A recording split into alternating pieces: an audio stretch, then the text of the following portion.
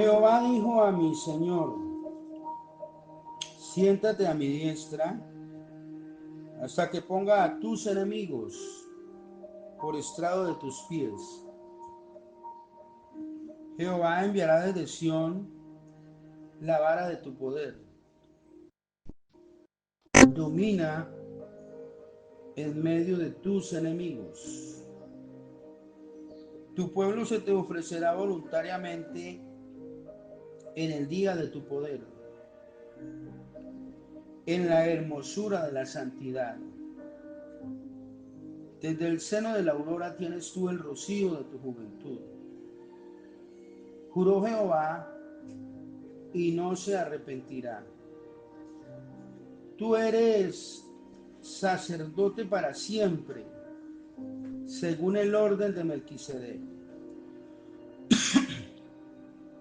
El Señor está a tu diestra, quebrantará a los reyes en el día de su ira, juzgará entre las naciones, las llenará de cadáveres, quebrantará las cabezas en muchas tierras.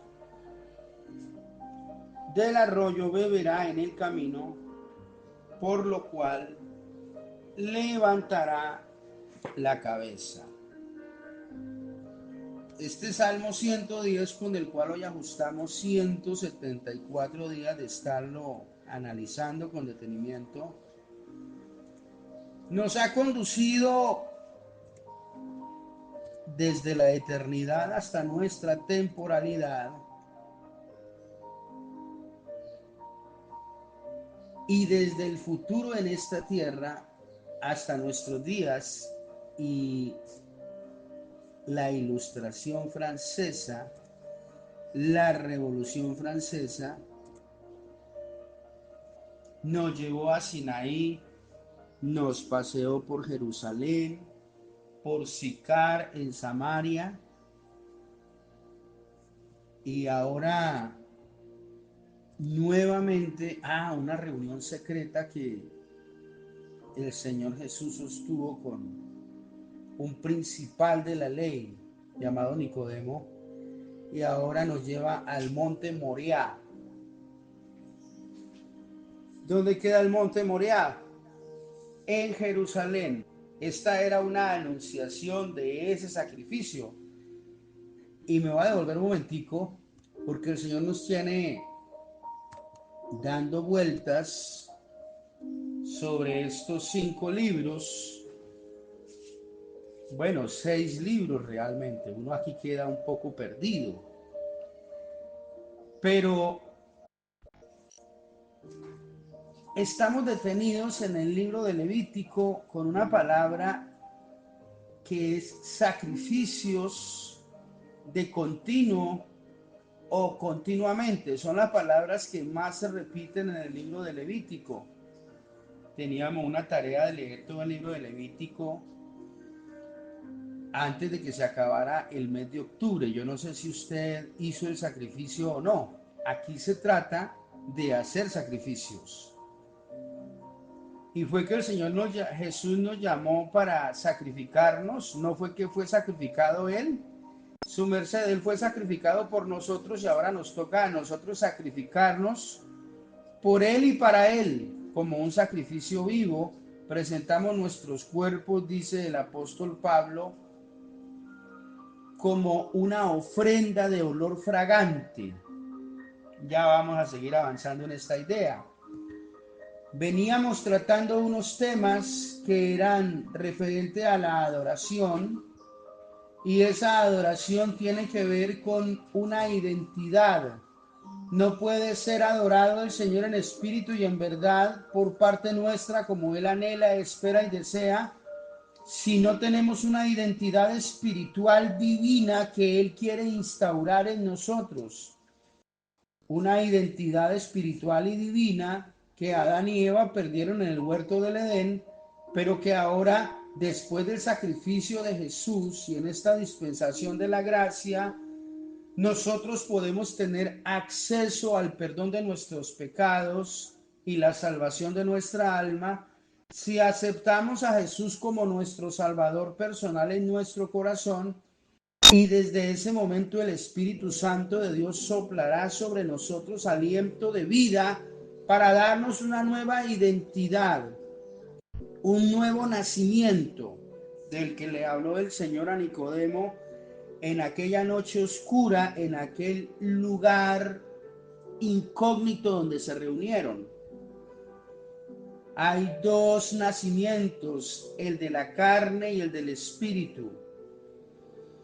Todo el mundo ha nacido de la carne, ahora todo el mundo, si quiere heredar la vida eterna y entrar en el reino de los cielos, debe nacer del espíritu, debe aceptar a Jesús como su salvador personal. Y a partir de ese momento comienza la restauración de una identidad que se perdió. De eso nos habla el libro de Éxodo, que también se está cumpliendo en nuestras vidas. Porque el Señor a nosotros, al igual que a aquella generación de Moisés, nos sacó de Egipto. Y aunque estamos en el mundo, no somos del mundo, dice el Señor Jesús en Juan capítulo 17 al orar en Getsemaní. Y también, al igual que la generación de Moisés, nosotros vamos en medio de desiertos, por el desierto de esta vida, con todas sus limitaciones, problemas y dificultades, enfrentando a Satanás y sus demonios en todo tiempo, en todo momento y en toda circunstancia, para vencerlo a cada paso, porque vamos rumbo al reino de los cielos, que es nuestra tierra prometida. El Señor no nos prometió a nosotros aquí nada. Nos garantizó que aquí tendríamos aflicción. En el desierto hay aflicciones. Pero nos dijo, confiad, yo he vencido al mundo. Y Pablo le dice a Timoteo, tú pues sufre penalidades como buen soldado de Jesucristo, pero además el Salmo 34 declara, muchas son las aflicciones del justo, pero de todas ellas le librará Jehová. Oiga, y ya le llegamos al libro de Levítico y le entramos de lleno, dice el mexicano, a la palabra sacrificios sin darnos cuenta. Porque a medida que ejecutemos aquello que el Señor nos pide que hagamos, lo cual se constituye para nosotros en sacrificios vivos, si nosotros obedecemos al Señor y ejecutamos el sacrificio, obedecemos las órdenes del Señor, el sacrificio tiene por tarea destruir para crear. Pero Él, para poder crear, primero debe destruir. Debe destruir lo que somos para crear en nosotros lo que Él quiere. ¿Y qué es lo que Él quiere crear en nosotros? La imagen y semejanza de Cristo. Estamos en el punto de los sacrificios porque en el sacrificio algo muere. Y al morir, Dios da vida a aquello que quería reemplazar en lo que murió. O sea, Dios quita algo para poner otra cosa nueva. Desde luego que en nosotros el Señor quiere matar el egoísmo, quiere matar la envidia, Él quiere matar la incredulidad, Él quiere matar la ingratitud, Él quiere matar la ignorancia, Él quiere matar el orgullo y la soberbia. Estas cosas el Señor las odia. No es que las odia solamente, la palabra bíblica para eso es las aborrece. Y Él quiere matarlas. Pero no puede matarlas, no puede eliminarlas de nosotros sin nuestro permiso, porque ahora resulta que Él respeta nuestra libertad, autonomía y soberanía con la cual nos creó. En esta conversación con Nicodemo, en un lugar secreto, en alguna parte en medio de una noche oscura, fue lo que el Señor comenzó a plantear a Nicodemo. Tengo que destruir todo lo que eres, Nicodemo. Tengo que destruir en ti todo lo que crees ser, porque te crees muy importante. Pero realmente Isaías declaró que todas las naciones de la tierra, delante de la presencia del Señor, son como la gota de agua que cae del cubo. O sea, si la gota de agua se sale del cubo, se desvanece, no es nada. Pero yo he venido para que entiendas, Nicodemo, que no es lo que tú crees que eres, sino es lo que el cielo quiere hacer en ti. Y yo vine para esto. Estás perdido, Nicodemo. Y yo vine a salvarte. ¿Me aceptas como tu Salvador? Y Nicodemo dijo, pues que me estás pidiendo que yo me sacrifique y yo no quiero eso. Y ahí se detuvo la obra que el Señor quería hacer en Nicodemo, por lo menos a partir de esa noche. Y aquí no hay tiempo que perder. Pero este otro señor, llamado Abraham, es la antítesis de Nicodemo. Abraham siempre estuvo dispuesto a ofrecer todos los sacrificios que el Señor le pidió, empezando por salir de su tierra y de su parentela, de la casa de su padre en Ur de los Caldeos. Y dice Hebreos, salió por la fe sin saber a dónde iba. Pero además estuvo dispuesto a hacer cada vez sacrificios mayores hasta llegar a esta ilustración que aparece ahora en la pantalla de su dispositivo, hasta llegar incluso a ofrecer la vida de su hijo Isaac, el hijo que él había engendrado en Sara, su esposa legítima, la heredera de la promesa, ofrecerlo en holocausto. Este es el sacrificio máximo. No hay un sacrificio mayor que este.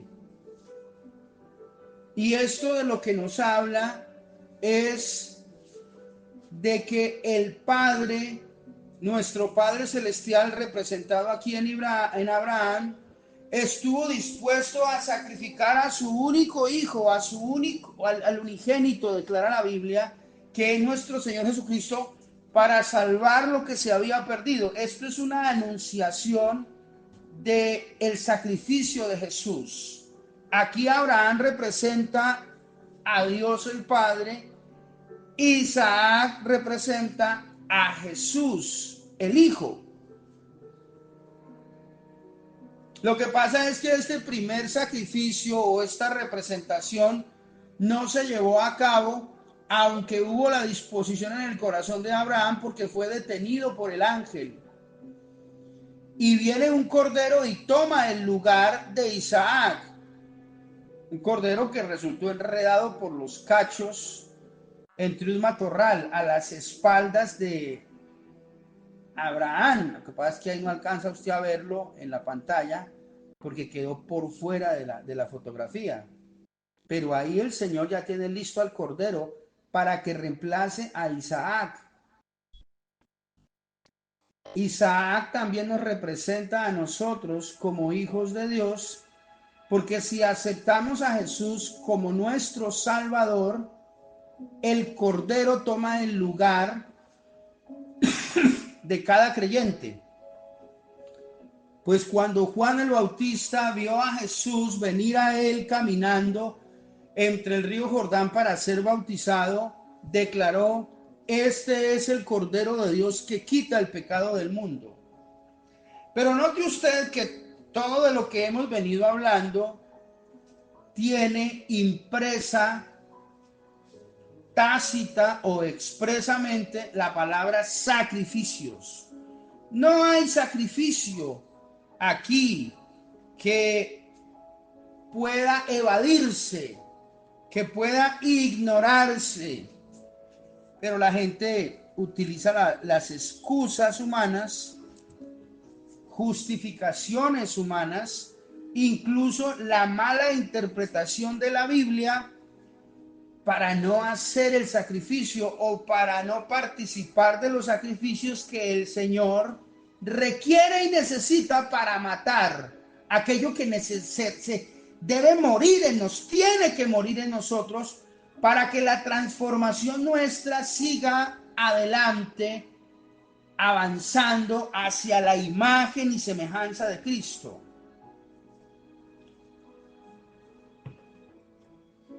Las órdenes de Dios se cumplen y eso es lo que nos muestra Abraham. Un día hablando Abraham con Dios y Dios con Abraham, se le ocurre la loca idea a nuestro Padre Celestial de pedirle a Abraham que le ofrezca a su hijo en holocausto. Extraña esta petición. Se había demorado nuestro Padre Celestial en volver real, en materializar esta promesa de darle un hijo a Abraham. 25 años se había demorado la materialización de la promesa. Por ahí había una palabra rondando en la mente y en el corazón de Abraham y de Sara de que iban a ser padres en su vejez. Abraham tenía 75 años por aquel entonces. Sara debería estar sobre los 40 o 45. Todavía no le había llegado la menopausia por aquel entonces cuando la promesa viene.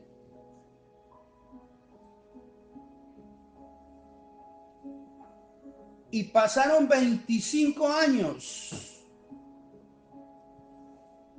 A Sara le cesa, dice la Biblia, la costumbre de las mujeres. Y me imagino yo la decepción de Sara frente a la promesa de Dios, al ver ella su realidad como mujer y saber que era imposible quedar embarazada de allí en adelante. Y es que las promesas de Dios no tienen nada que ver con nuestra realidad. Por favor, anote eso en alguna parte y tenga en cuenta que las promesas de Dios no tienen nada que ver con nuestra realidad. Dios le dijo al pueblo de Israel que los iba a sacar de Egipto y lo iba a llevar a la tierra prometida. Parece que al llegar a la orilla del Mar Rojo, la promesa se desvanecía. ¿Por dónde vamos a pasar? Ahí fue la primera vez que el pueblo se puso de acuerdo para matar a pedrada a Moisés.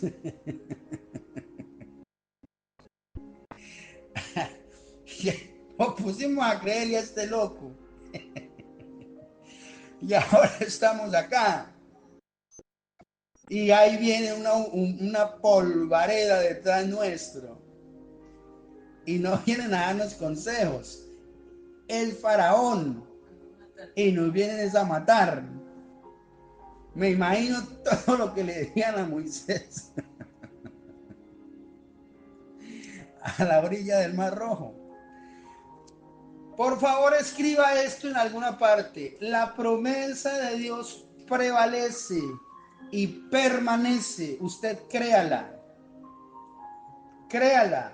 No mire su realidad. El problema de la gente es que vive mirando su realidad.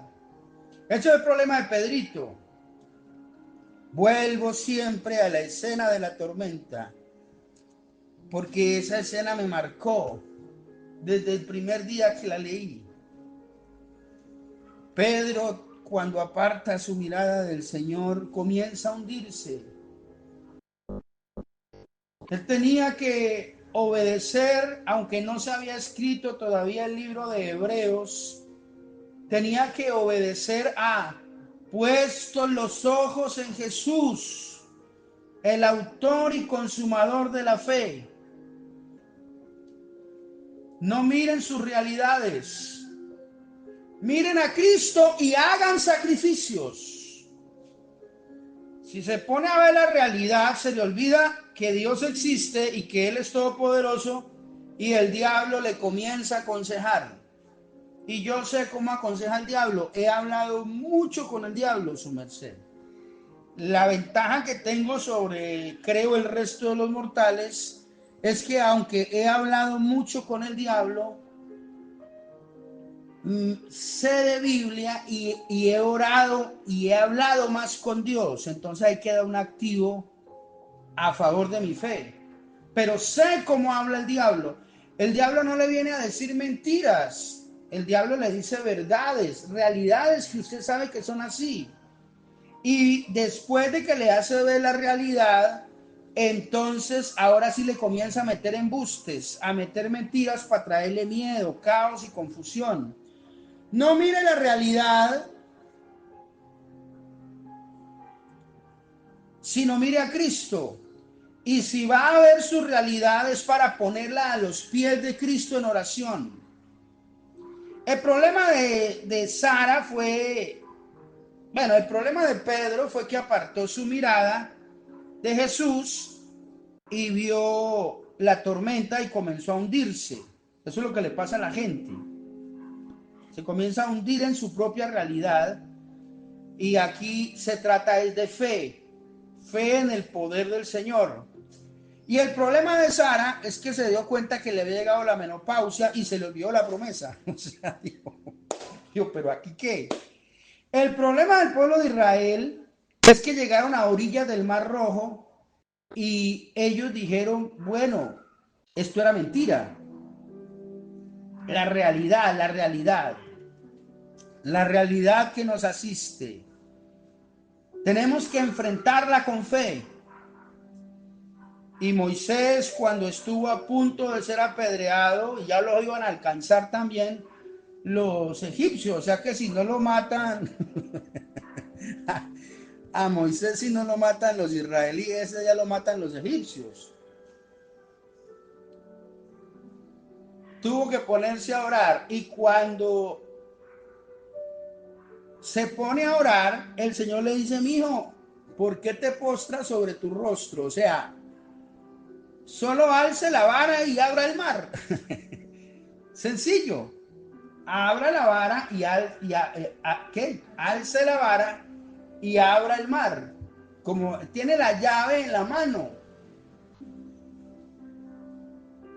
Y realmente nosotros tenemos la llave también en la mano. La llave es la Biblia. Esa es la llave divina que abre absolutamente todo, que activa el poder de Dios sobre nuestras vidas.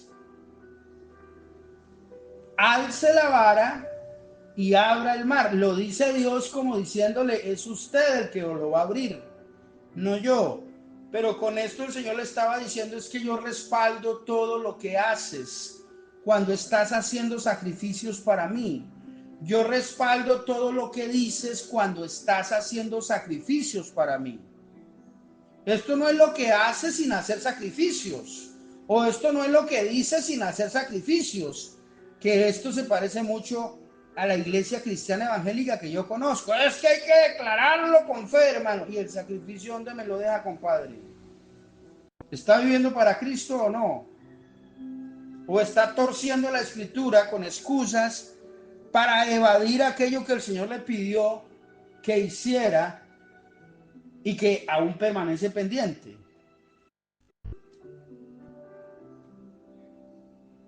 Pedro, en medio de la tormenta, miró a Jesús. Clamó a Jesús y fue salvado. Pero si no clama a Jesús, le aseguro, si sigue mirando la tormenta y trata de nadar, que me imagino que algo de eso hubo acá, y no vuelve a mirar a Cristo, lo deja que se ahogue. Se lo aseguro. Me acuerdo, y en el reino de los cielos le preguntamos al Señor sobre este detalle. Señor, si Pedro no te hubiera visto a ti nuevamente y no hubiera clamado a ti en medio de la tormenta, yo espero que el Señor nos diga en el cielo, pues lo dejo que se ahogue. Es sencillo, es que tienen que mirarme a mí, es que tienen que clamar a mí, no es una opción, no es una alternativa. No pueden olvidar la promesa, que fue lo que le pasó a Sara. Olvidó la promesa o la menospreció o la desechó, dizque porque le había cesado la costumbre de las mujeres. Las promesas de Dios no tienen nada que ver con nuestra realidad. Lo único que el Señor nos dice es, está la promesa, hagan sacrificios. Hagan sacrificios, que estoy empeñado en cumplir lo que les prometí. Pero no puedo cumplir lo que les prometí si no hacen sacrificios. Aquí el sacrificio lo es absolutamente todo. Porque de ello depende la muerte y de ello depende la vida. La vida que el Señor quiere, la vida nueva que el Señor quiere darnos. La vida en abundancia que el Señor quiere darnos. El Señor dice, el que ama su vida la perderá, y el que la pierda la hallará. Y hay un juego de palabras acá, donde hay que perder algo para ganar algo. Pero hay gente como Nicodemo que quiere ganar todo sin perder nada. Y así no es. ¿Y cómo se gana y cómo se pierde aquí? ¿Cómo se pierde lo que hay que perder? ¿Y cómo se gana lo que hay que ganar? En el altar del sacrificio. Tenía que Abraham salir de Ur de los Caldeos rumbo a la tierra prometida para poder heredarla. No se puede tener a Ur de los Caldeos y la tierra prometida al mismo tiempo. Tenía que el pueblo de Israel perder a Egipto tras una promesa de la tierra prometida. El problema es que ellos querían la tierra prometida sin perder a Egipto, porque tenían a Egipto en su corazón. La mujer de Lot se le dijo, huya a ese pequeño monte que está allá. Pero no mire hacia atrás ni se detengan. Y cuando la mujer de Lot iba hacia ese monte, que era el monte de la salvación para ellos, de la ira de Dios, en ese momento la mujer de Lot miró hacia atrás y quedó convertida, dice la Biblia, en una estatua de sal. Porque usted no puede tener las dos cosas al mismo tiempo. Tiene que renunciar a una cosa para poder obtener la otra. Esta es una lección muy básica, muy sencilla y muy elemental. Oiga, que muchos cristianos nunca aprenden. Y uno la puede explicar con plastilina, uno la puede explicar con todas las canciones, con todas las obras de arte, uno la puede explicar de todas y nunca la entienden. ¿Por qué? Porque no quieren hacer sacrificios. En esencia, eso es lo que pasa con la gente. En el altar del sacrificio hay dolor y hay muerte. En el altar del sacrificio hay derramamiento de sangre. Ya la sangre de Cristo fue derramada por nosotros, pero si fuera necesario derramar nuestra propia sangre por defender nuestra fe y no blasfemar contra Dios, sobre todo en estos tiempos, en este tiempo final que ya va casi a manifestarse el anticristo, si no es que ya se manifestó y no nos hemos dado cuenta, Si hubiera necesario que fuera derramada nuestra sangre por nuestros asuntos de fe, pues que se derrame toda. Pero no blasfemaremos, permaneceremos adorando al Señor hasta la muerte, como los 11 apóstoles, que todos fueron asesinados en el Imperio Romano. El único que no fue asesinado y murió de viejito fue el apóstol Juan, pero todos los otros fueron asesinados. Ay, no, a mí no me vayan a matar porque ya, pues si usted me deja vivir, yo dejo de ser cristiano. Entonces la vida no tiene sentido si uno deja de ser cristiano. Sacrificios. Esa es la palabra acá. Esta historia continuará. Señor, nos entregamos a ti y muéstranos el día de hoy qué nos ordenas y qué debemos obedecerte, aunque no nos guste, Padre. Nos ponemos en tus manos y nos declaramos en bendición y victoria en el nombre de Jesús.